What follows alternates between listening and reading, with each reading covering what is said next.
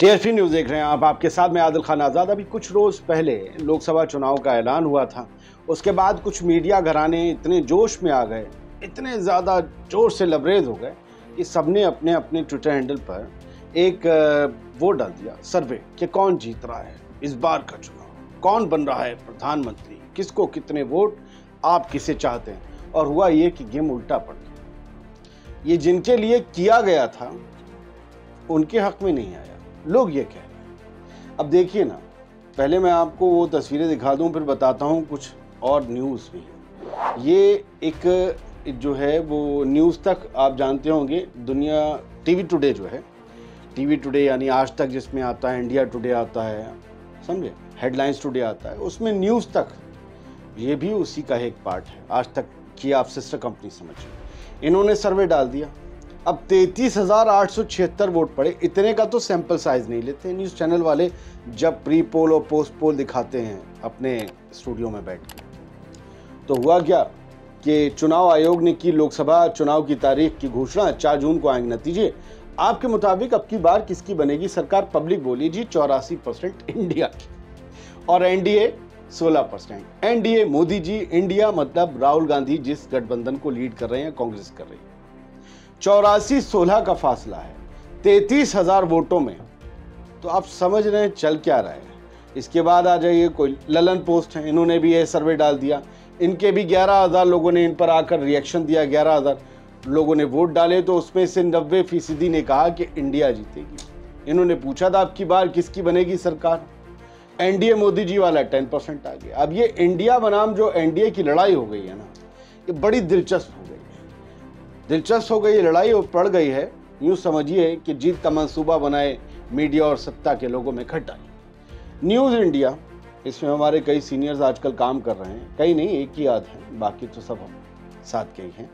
NDA, इन्होंने बताया अब की बार किसकी बनेगी सरकार, वही सवाल। तो यहाँ लिखा है एनडीए 22%, इंडिया अलायंस को 78%।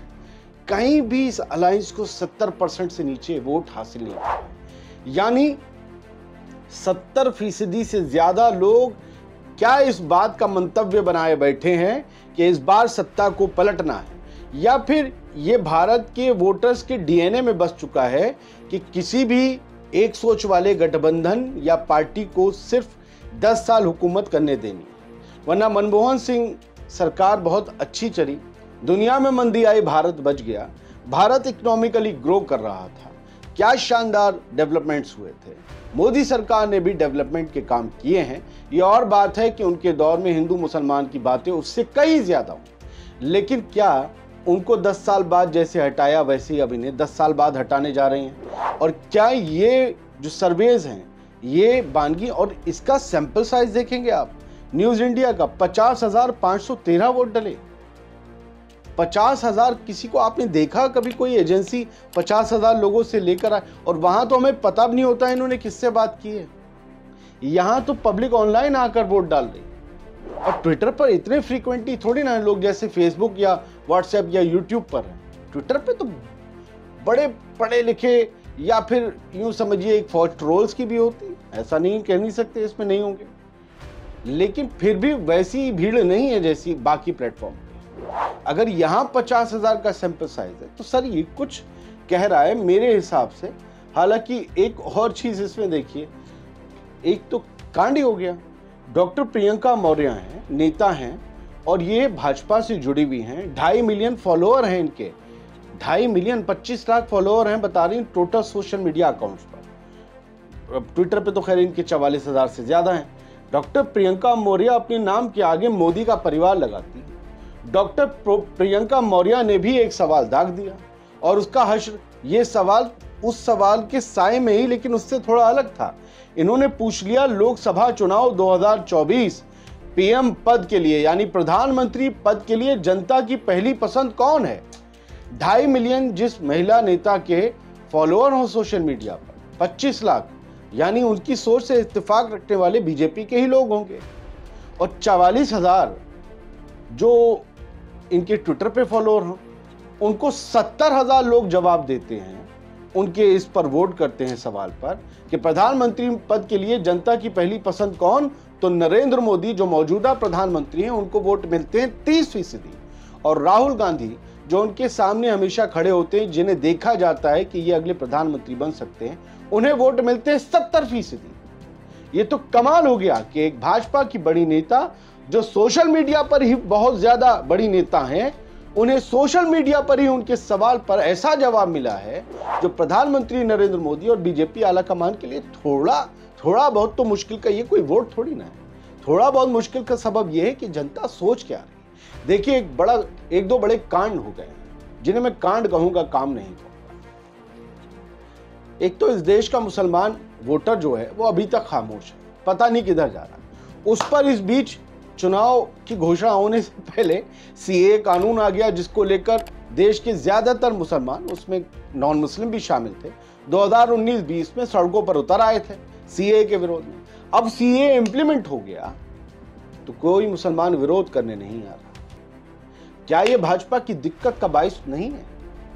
अगर विरोध होता तो भाजपा को फायदा मिलता, लेकिन नहीं हुआ। सीए को रोक कर रखा गया लोकसभा चुनाव की तारीखों से एंड पहले यूं करके फायर करने के लिए, लेकिन क्या वो फायर मिसफायर हो गया? इस देश का मुस्लिम वोटर आखिर सोचे क्या बैठा है? इस सोच ने बड़ा मुश्किल में डाल दिया। अच्छा खैर, उनकी जो बात की थी प्रियंका मौर्य की, तो डॉक्टर सुधांशु कुमार हैं, उन्होंने जवाब दिया कि प्रियंका मौर्य जी अपने बायो में यानी बायोडाटा में स्वयं को मोदी का परिवार कह रही हैं। वो भी पीएम पद के लिए कौन उपयुक्त उम्मीदवार है ये सर्वे कर रही हैं। उनके द्वारा करवाए गए सर्वे में राहुल गांधी को 62% और मोदी को 68% मिल रहा है। ये आज की बात है, तब तक 70 और 30 का था। लोग कह रहे हैं कि पीएम मोदी के चाहने वाले, उनके करीबी, उनकी पार्टी के बड़े चेहरों में से, सोशल मीडिया इन्फ्लुएंसर में से, पीएम मोदी तो अभी मिले हैं सोशल मीडिया वालों से, उनमें से शुमार प्रियंका मौर्य को अगर ये जवाब मिल रहा हो, ये सैंपल साइज है, हवा कौन सी चल रही है हम क्या समझ नहीं पा रहे हैं? मैं तो नहीं समझ पा रहा हूं। मैं तो ये मानता हूं कि वो पता नहीं क्या होता है उस दिन, जिस दिन वोटिंग होती है। लेकिन एबीपी न्यूज की हेडलाइन देखिए, जहां कभी नहीं चला मोदी मैजिक, वहां इस बार बदलेगा इतिहास। क्या मंगल ग्रह पर वोटिंग हो रही है? अच्छा, रिजल्ट से पहले चौंका रहे सर्वे के नतीजे। जहां कभी नहीं चला मोदी का मैजिक। अच्छा, ये ठीक है, दक्षिण भारत की बात कर रहे हैं कि इस बार दक्षिण भारत में बीजेपी जो शून्य पर आउट होती आई है या हुई है, उस शून्य में कुछ गिल्लियां बढ़ जाएंगी और इस बार उन्हें 2-3 सीटें मिल सकती हैं। हालांकि डीएमके और कांग्रेस बाकी सबका सुपड़ा साफ कर रहे हैं। यूं समझिए 40-42 सीटें 38 हैं, 3 सीटें बीजेपी को मिली, बाकी सब डीएमके और कांग्रेस के गठबंधन को मिल रही है। क्या मिल रहा है? जहां कभी नहीं चला मोदी का जादू। खैर, दूसरी हेडलाइन भी, मतलब हेडलाइंस ऐसे हाहाकारी बनाई जाती कि बस ये सर्वे जो हैं इन लोगों के, वही सब कुछ है। ऑनलाइन वाले आके सर्वे देखे ना। अब देखिए इनका mega opinion, news 18 mega opinion, इन्होंने एबीपी ने लिखा कि 2024 में टीएमसी के साथ बंगाल में होगा खेला।